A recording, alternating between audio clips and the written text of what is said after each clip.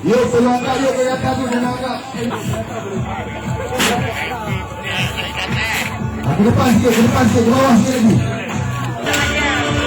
Panjang nanti ini. Yang batu. Lagi.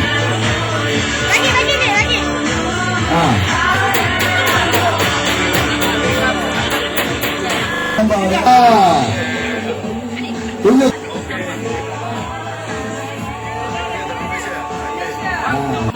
Okey.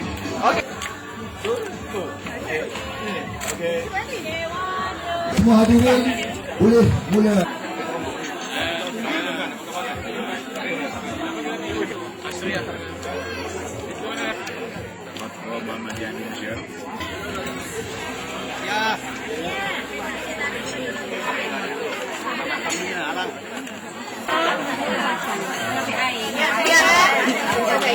Saya mengucapkan ribuan terima kasih kepada kerajaan, iaitu Kerajaan Barisan Nasional kita yang telah memberi dan membantu makcik mendapatkan bantuan rumah, iaitu baik pulih rumah, iaitu berupakan zinc.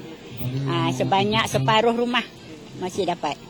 Makcik, keadaan rumah makcik itu memanglah teruk. Lepas tu makcik masuk amanah dia kan, makcik buat pinjaman, makcik buatlah sikit-sikit rumah tu. Jadi yang separuh tu makcik tak mampulah nak buat lagi.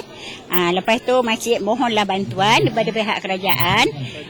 Kerajaan bantu dan kerajaan luluskan melalui pemandan tu, melalui JKK kampung dan juga Tok Mulu, wakil rakyat, juga pihak yang berkenaan lah. Jadi makcik pun pada hari ini telah mendabatlah bantuan tu. Makcik berbanyak-banyak mengucapkan terima kasih pada kerajaan kita yang ada pada hari ini. Terima kasih kepada ini kan, bina upaya ni. Saya pun tak tahu masa tu kan. Dia orang bagi borang, makcik isi, lepas tu bagi dapat kan. Tapi dapat tak semua. Syukurlah, alhamdulillah ada orang bantu kan.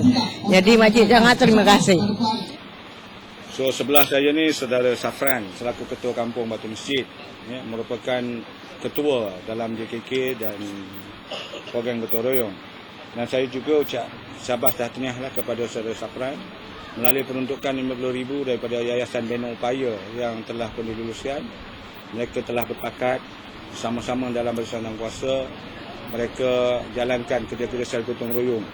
Pada asalnya kita, pihak JKK mohon bukan secara gotong royong, kita bagi kepada pihak kontraktor, tetapi atas amount yang tidak begitu besar, mereka duduk semeja, berunding dan sebagainya. Kalau asalnya rumah hanya 7 rumah, tetapi dengan secara gotong royong telah mencecah kepada 14 buah rumah. So dalam 14 buah rumah dalam satu kampung ni, dia sudah rasa ia sudah memadai. Yang kita pilih pun adalah mereka-mereka yang miskin, mereka-mereka yang rumahnya yang perlu dibaik pulih dan sebagainya.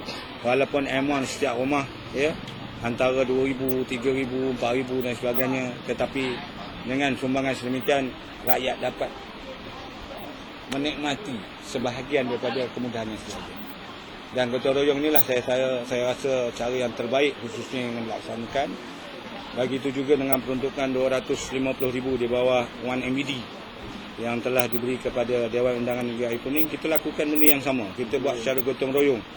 Pada asalnya hanya 50 buah rumah, tetapi kita boleh mencecah sampai ke 78 rumah bila kita buat gotong royong dan sebagainya.